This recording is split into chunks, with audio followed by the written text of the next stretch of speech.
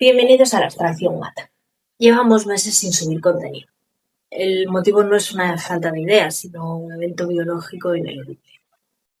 Estaba embarazada. Era una niña genéticamente sana, cuyo corazón en la semana 16 simplemente dejó de latir. Lo que ha ocurrido durante estos meses no ha sido una pausa, ha sido un trabajo de campo forzoso.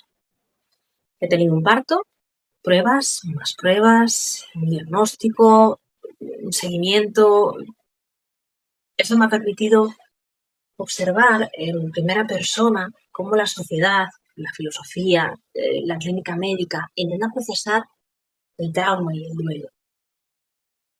Recuerdo cuando estudiaba, una de las asignaturas abordaba el duelo y se nos enseñaba el famoso modelo de Elizabeth Kubler-Ross, las 5 fases perfectamente establecidas en un orden perfectamente establecido: negación, ira, negociación, tristeza y aceptación. Sin embargo, este modelo fue desarrollado observando pacientes terminales enfrentándose a su propia muerte. No estaba pensado en los familiares en duelo. Esto fue una extensión y una deformación posterior realizada por la psicología comercial y la sociedad. Y es cierto que los textos te advierten de que no todo el mundo pasa por todas las fases, ni dura lo mismo, ni siguen un orden estricto. Pero analicemos esto con rigor analítico. Reducir la muerte y el impacto sistémico que genera un organismo a una lista de tareas de verificación es un intento desesperado por ordenar el caos. Se asume el duelo como un proceso con un principio y un final, un camino lineal donde el objetivo es volver al estado basal, a la normalidad. Pero la biología de sistemas no funciona así. Cuando un sistema complejo como nosotros sufre un impacto crítico, no retrocede a su estado anterior. El estado anterior ya no existe. Las 5 fases del duelo son una abstracción, diseñada específicamente para que el entorno social tolere ese proceso de pérdida, pero no para describir lo que realmente le está pasando a ese individuo que está sufriendo. Entonces, si descartamos los modelos narrativos, ¿qué es exactamente el duelo desde un punto de vista biológico? Pues es un fallo masivo en el sistema predictivo del cerebro. Ya hablamos antes que la neurociencia actual trabaja con el modelo de procesamiento predictivo. El cerebro anticipa el futuro para minimizar la sorpresa. Lo hablamos en el vídeo de la música. Cuando integras un embarazo, en este caso, tu cerebro dedica semanas a construir una inmensa arquitectura neuronal basada en esa nueva vida, en esa expectativa. Pero los cambios no son solo de software, son también de hardware. Desde el primer trimestre de embarazo, el cerebro materno sufre una reducción medible de materia gris, del grosor cortical. Es literalmente una poda sináptica. El cerebro destruye conexiones redundantes para optimizar las redes de cognición social para un individuo. Tienes que estar más apegado. Cuando el latido se detiene, te quedas pues, con una arquitectura cerebral neuronal que ha mutado para una realidad que ya no existe. Entonces el cerebro busca un estímulo para el cual se ha reestructurado, pero eso genera un error de predicción constante. Entonces esto requiere que el cerebro ejecute una reescritura física de su sinapsis, que es un proceso termodinámico que consume cantidades ingentes de ATP. Drena los recursos del organismo y genera fatiga extrema. El duelo duele porque la corteza cingulada anterior procesa el dolor por pérdida usando las mismas vías que el dolor físico somático. O sea, literalmente duele. Para el cerebro, un error de predicción de esta magnitud es interpretado como un fallo del sistema de supervivencia, lo que dispara una alerta sistémica constante que eleva la carga a lo estática. Superar esto no requiere un cambio de actitud. No es necesario, requiere reescribir el cableado físico del cerebro. La neuroplasticidad no es una metáfora de resiliencia, es un proceso anatómico, termodinámico y metabólicamente carísimo. El cerebro tiene que ejecutar una nueva poda sináptica masiva para desmantelar de nuevo las redes que sustentaban ese futuro proyectado, simultáneamente construir nuevas conexiones que integren la realidad de la pérdida. Reducir todo este proceso fisiológico tan severo, con sus picos de cortisol, sus desgastes metabólicos, su inflamación, a una escala de 5 fases emocionales, no solo es reduccionista, es que es un insulto al rigor científico. La sociedad asume un aborto como un evento que se puede borrar. La abstracción narrativa te dice que tras un tiempo de tristeza, tu cuerpo, tu mente, vuelven a la casilla de salida, ya está, se borró, no pasó nada. Pero biológicamente la casilla de salida ha sido destruida. El error de la sociedad es asumir que el duelo por una pérdida estacional, el duelo por nuestro bebé, es un problema puramente psicológico, que como hemos visto, no lo es. Mientras el entorno te exige que pases página, tu organismo está lidiando con un colapso sistémico en 3 frentes diferentes. En primer lugar, el posparto del vacío. Si el aborto ocurre ya con la placenta formada, la placenta ya controla totalmente tu producción de hormonas, de estrógenos, de progesterona. Por lo tanto, su extracción provoca una caída en picado. Entonces, el organismo ejecuta ciegamente el programa de posparto. El reajuste metabólico, el sangrado de los loquios, el dolor de los entuertos, incluso la lactogénesis. Está sangrando durante semanas con las manos vacías, sin bebé, mientras la sociedad te dice que ya se te pasará. La abstracción asume que sin bebé no hay posparto, pero tu sistema endocrino demuestra lo contrario.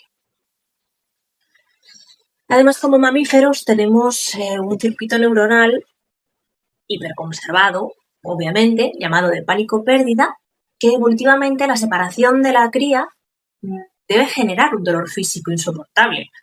Si tú te separas de tu cría, tienes que obligar a la madre a buscarla y proteger los genes. Entonces, ante esa pérdida perinatal, tu cerebro de mamífero te castiga con dolor somático para forzarte a resolver una separación, que en este caso es irresoluble. Entonces eres un organismo biológico superior atrapado en un algoritmo de supervivencia ciego. Entonces, ¿por qué la gente aparta la mirada o se incomoda si lo nombras? Porque introducir empíricamente la muerte, y más la muerte perinatal, rompe su propia ilusión de control. Y aquí entran en la sociología y la filosofía. Hay una jerarquía del duelo. La sociedad mira la legitimidad de una muerte basándose exclusivamente en el impacto sobre la red pública.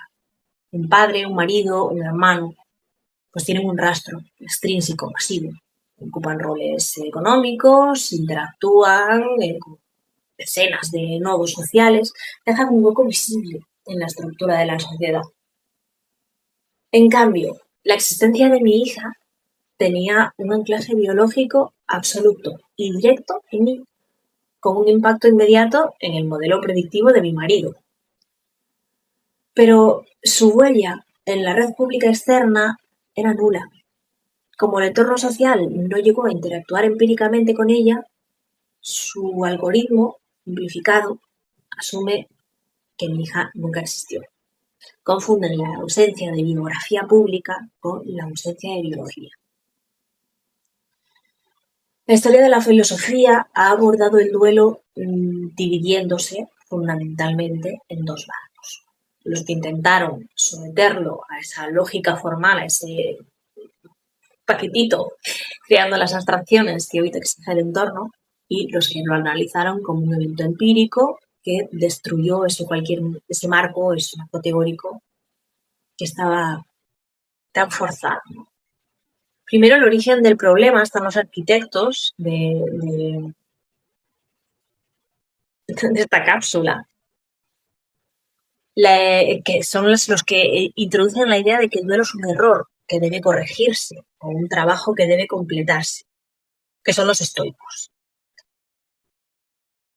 En sus cartas a Lucilio o en las cartas a las consolaciones, como en la que Séneca escribe a Marcia por la muerte de su hijo, el estoicismo plantea que el dolor prolongado es un fallo del raciocinio.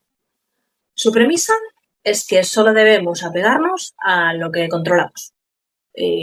Aunque no negaban, es cierto que no negaban la fisiología incontrolable del primer impacto, consideraban el duelo prolongado como una pasión irracional que debía ser suprimida mediante la voluntad.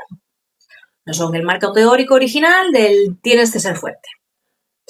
Su error fue asumir que la mente puede dictarle a la fisiología y al sistema endocrino cómo deben comportarse. No tiene sentido. Luego está Freud. Freud, en su ensayo Duelo y Melancolía de 1917, acuñó el concepto de trabajo de duelo. Postuló que el individuo tiene una cantidad limitada de energía que llamó vivido, invertida en el objeto perdido.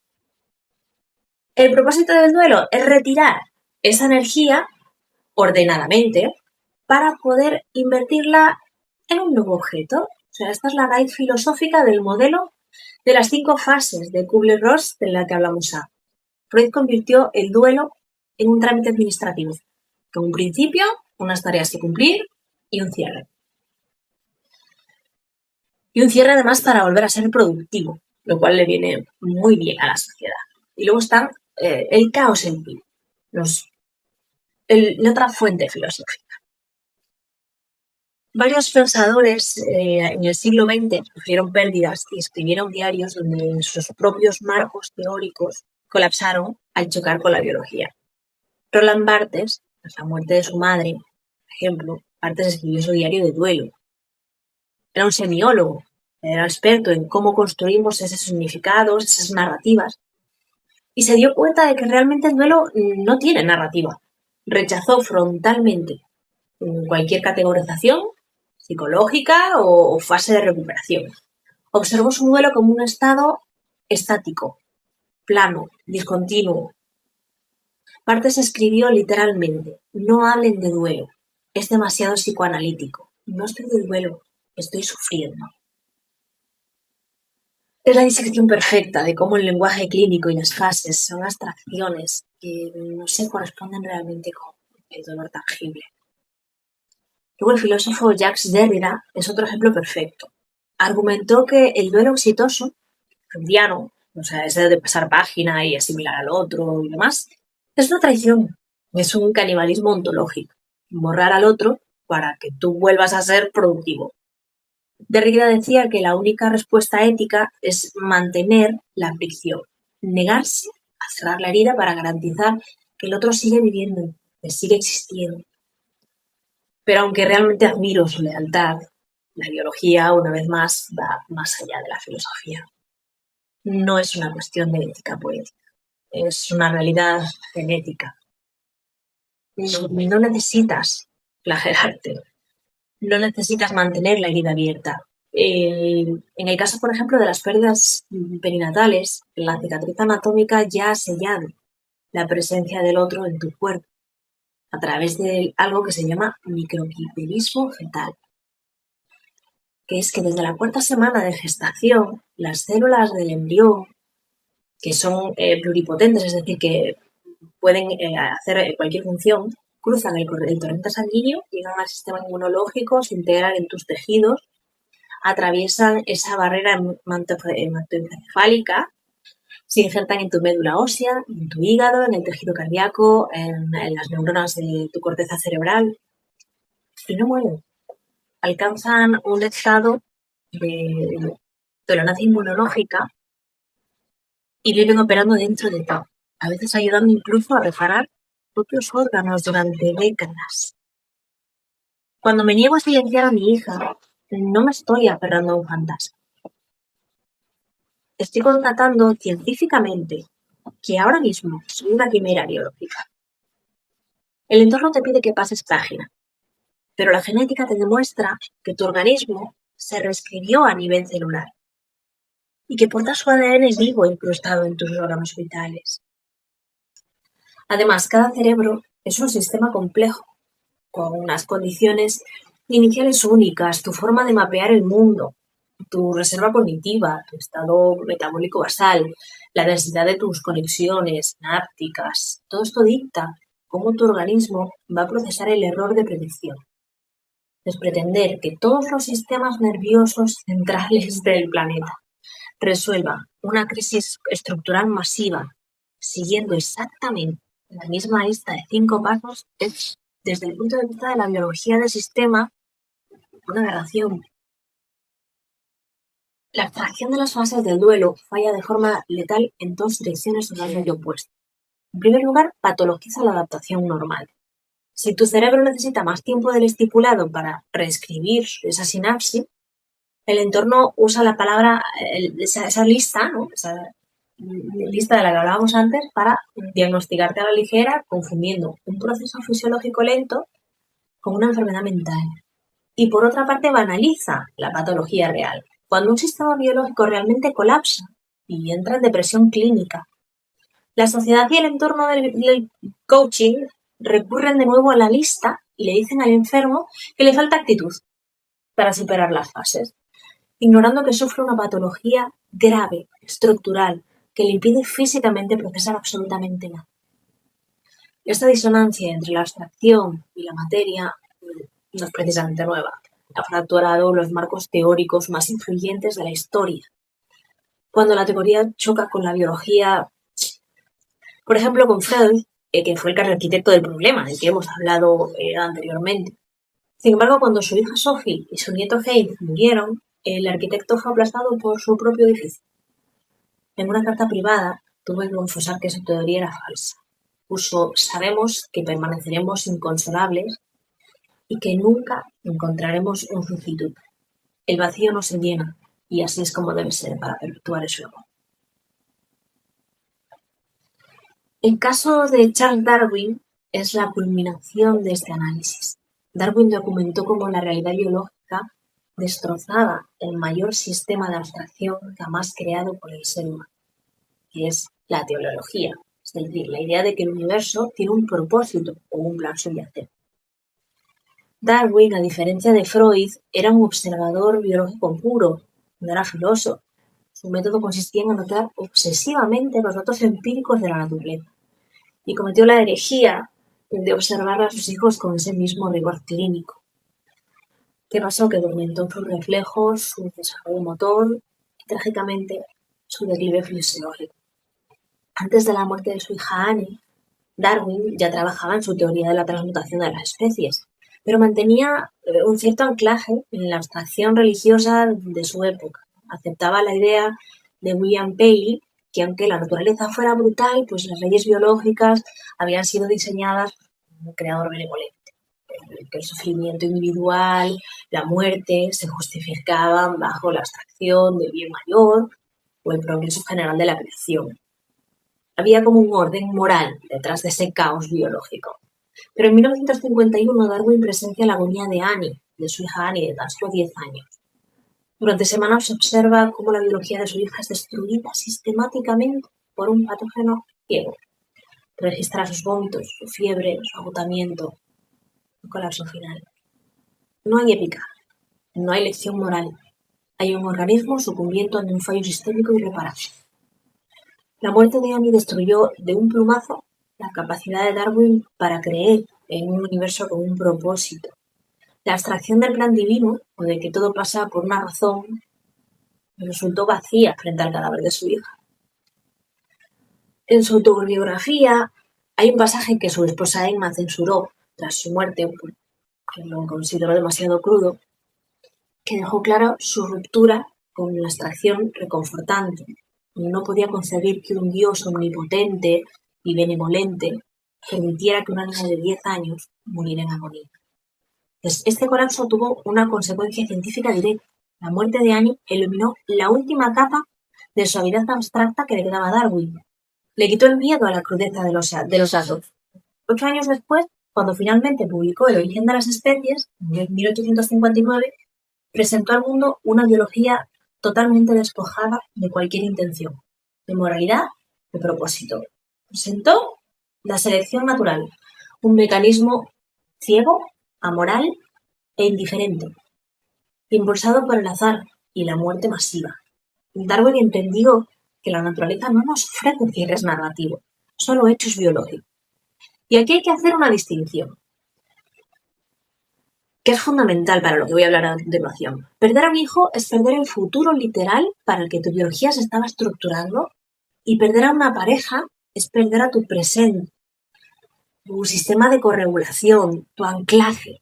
Y digo esto porque vamos a analizar el duelo de dos mentes brillantes a las que admiro muchísimo, que perdieron a sus compañeros de vida. En primer lugar, Richard Feynman, que era físico teórico y premio Nobel, intentó usar la abstracción para evadir el duelo. Cuando su esposa Arlene murió de tuberculosis en 1945, Feynman se negó igual. No lloró. Simplemente se fijó en la hora del reloj, se fue a hacer los cálculos de la bomba atómica, pero semanas después, al ver un vestido en un escaparate, su red neuronal predijo de forma automática que a Arlene le gustaría. Ese choque, ese chispazo signal con la realidad material de la ausencia de su mujer generó ese error de predicción masivo y colapsó. Feynman se derrumbó en la calle. No puedes usar el intelecto para hackear tu sistema nervioso. Por otra parte, Marie Curie representa el empirismo absoluto. Cuando Pierre Curie muere, en 1906, ella se niega a aplicar las abstracciones de compostura social que se esperaban de ella. Llora sobre su rostro, guarda su ropa manchada de sangre y de tejido, anota en un diario toda la aflicción física de la ausencia de su marido. La sociedad la considera al borde de la locura, por no apartar la mirada de la materia. Pero, sin embargo, al procesar el duelo empíricamente, sin gastar en energía en falsificar su dolor, integró la pérdida en su red neuronal. Sobrevivió, ganó un segundo premio Nobel, se convirtió en la primera catedrática de la Sorbona y ayudó a su hija Irene con el trabajo que le daría un Nobel a ella también. Curie ganó al duelo y lo ganó porque se negó a ocultarlo. Como hemos visto, todo esto trasciende el duelo perinatal. La sociedad huye constantemente de la tristeza, de la entropía, del dolor crónico, de la vulnerabilidad, pues porque destrozan su abstracción del control absoluto. Pero al huir, aíslan al individuo que sufre, que aplican su lista de tareas y si tu neurobiología no encaja en sus tiempos, te penalizan. El caos de un duelo de un individuo es aplastado por la necesidad de orden de la propia sociedad. Y aquí es imperativo establecer una línea roja clínica y científica de mí. Validar la tristeza no es romantizar la enfermedad. Existe una frontera biológica estricta entre un duelo, que es una adaptación estructural, como hemos hablado, termodinámica, durísima, y la depresión clínica, que es un colapso sistémico, donde los niveles crónicos de cortisol provocan neurotoxicidad, o sea, atrofian el hipocampo. Despatologizar una enfermedad psiquiátrica grave es tan negligente o más que ignorar un duelo natural, aunque a veces precisamente un duelo puede ser el catalizador para esa misma patología. La verdadera gestión del trauma que nuestra generación no recibió y que debemos aplicar en el desarrollo cognitivo de nuestros hijos, pero la siguiente generación, trasciende el debate moral. Es una intervención biológica directa mediante la neuroplasticidad autodirigida. Comprender que somos un sistema biológico operando bajo algoritmos de supervivencia no anula nuestra aportación personal. Al revés, nos proporciona el manual de instrucciones. No se trata de darles tácticas de mindfulness para sonreír rápido ante las exigencias del mercado. Al revés, sino de exponer su sistema nervioso a la fricción.